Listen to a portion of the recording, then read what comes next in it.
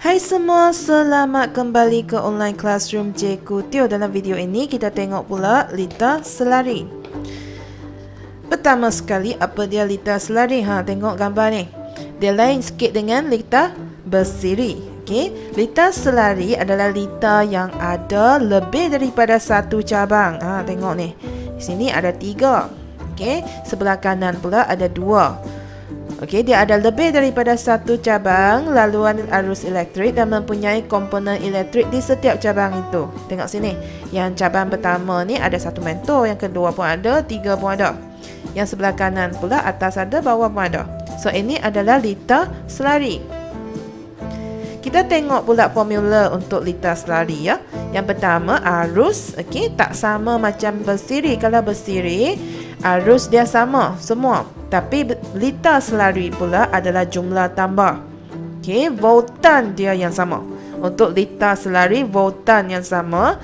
Dan rintangan dia special sikit, tengok. 1/R sama dengan 1/R1 campur dengan 1/R2 dan sebagainya. Seperti lita bersiri, kita perlu juga guna segitiga hukum Ohm. Okey, so ini adalah semua formula yang kita mungkin perlu untuk menjawab soalan berkaitan dengan lita selari. Kita tengok contoh. Tengok gambar raja ni. Okey, gambar raja ni ada apa dia? Ada banyak cabang kan? Seperti yang Cikgu Teo kata dalam video sebelum ini, kita tak tengok voltmeter ya. Kita tengok perintang. Dan perintang R1 ni ada satu cabang di atas, perintang R2 ada lagi cabang dia sendiri. So ini confirm adalah lita selari. Okey. So dua perintang, kita baca soalan. Dua perintang R1 dan R2 disambung secara selari pada satu lita seperti yang ditunjukkan. Hitungkan A, rintangan berkesan R, B, voltan V, Okey, C, arus I dalam lita.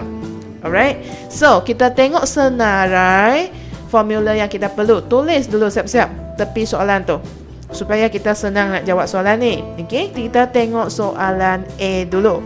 Soalan A dia nak cari rintangan berkesan R. R huruf besar yang tidak ada nombor. Kita tengok senarai huruf kita. Mana satu yang kita mungkin perlu guna? Yang ketiga. Okay, kita tulis dulu formula dia. Okay, kita tidak ada R3. So, tak payah masukkan R3. So, 1/R sama dengan 1/R1 campur dengan 1/R2. R1 dan R2 kita boleh dapat nilai dia dalam daripada gambar raja ni. Jadi, kita isi tempat kosong. 1/R ni sila bawa turun. Okay, so salin semula 1/R sama dengan 1/R1 adalah 3. Tambah dengan 1/R2 juga adalah 3. Kita buat matematik 1/R sama dengan 2/3. Sekarang kita nak cari R macam mana? Okay, so atas R ni ada 1. Kita nak R saja, tak mau 1/R. Jadi kita boleh darab silang. Okay, darab silang. 1 dengan kawan dia di sebelah kat bawah. Okay, darab silang. Buat satu X besar macam ni.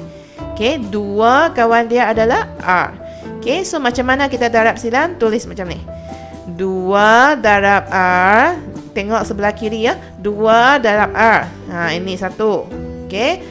Sepasang lagi 1 darab 3. Tulis 2 darab R sama dengan 1 darab 3.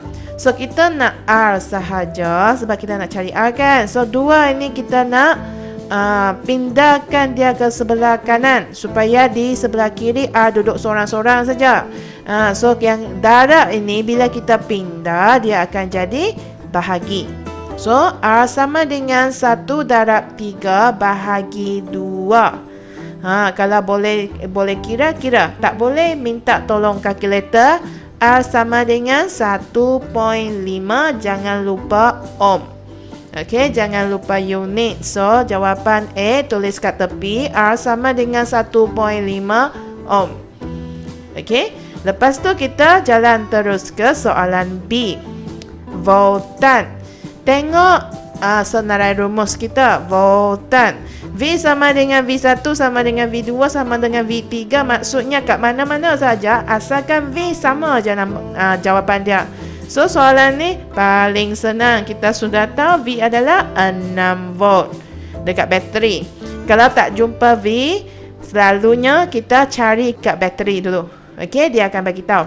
Okey, so bateri 6 volt. Jawapan B sama dengan 6 volt. Soalan paling senang kan? Okey, C. Sekarang kita nak tengok C pula. Arus I dalam liter. Tengok senarai rumus. I sama dengan I1 campur I2 campur I3. Tapi soalan tak bagi tahu pun I1 ni berapa, I2 ni berapa. Okey, kita boleh cari I ini ataupun kita boleh guna hukum Ohm. Okey, kita tengok dulu hukum Ohm. Kalau nak cari I, apakah formula dia? Tutup dengan jari I tu. So, V di atas, R di bawah. So, I sama dengan V bahagi R. Ada tak kita ada maklumat ni? V kita sudah cari dekat soalan B tadi. R kita sudah cari dalam soalan A tadi. So, boleh je isi tempat kosong.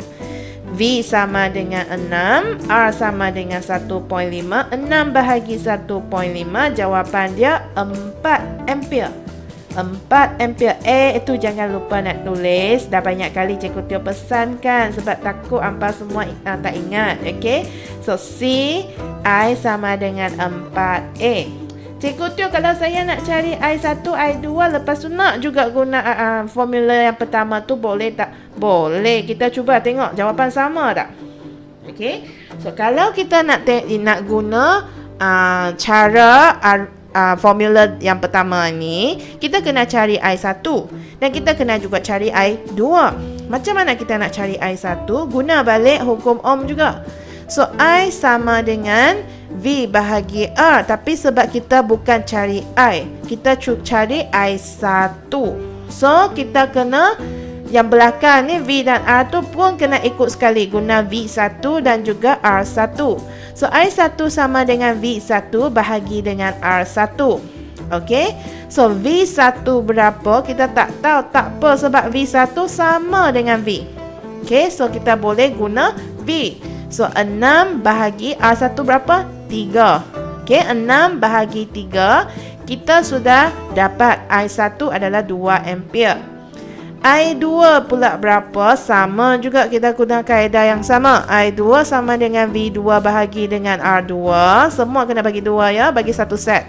Lepas tu V2 sebenarnya sama dengan V. So kita boleh guna 6 bahagi dengan R2 pun 3.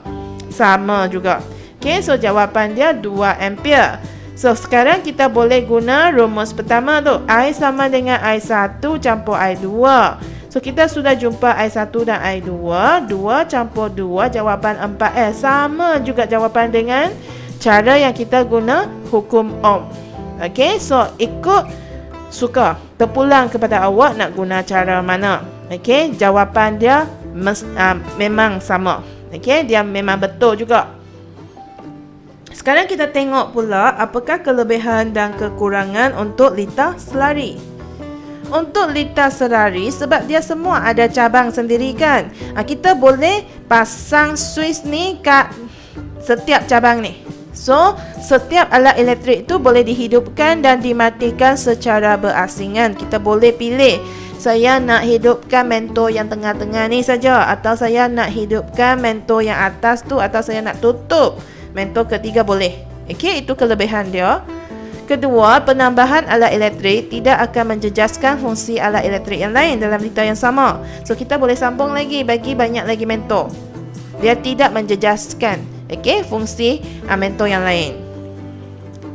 Kekurangan dia pula, kalau kita tengok balik rumus dia, voltan ni dekat litar selari dia sama. So, kita tak boleh nak kawal sebab voltannya adalah sama dengan voltan sumber. Kita tak boleh kawal kata mentor kedua ni saya nak guna voltan yang kurang sikit. Tak boleh. Dia memang sama. Okey. So, itu kekurangan dia.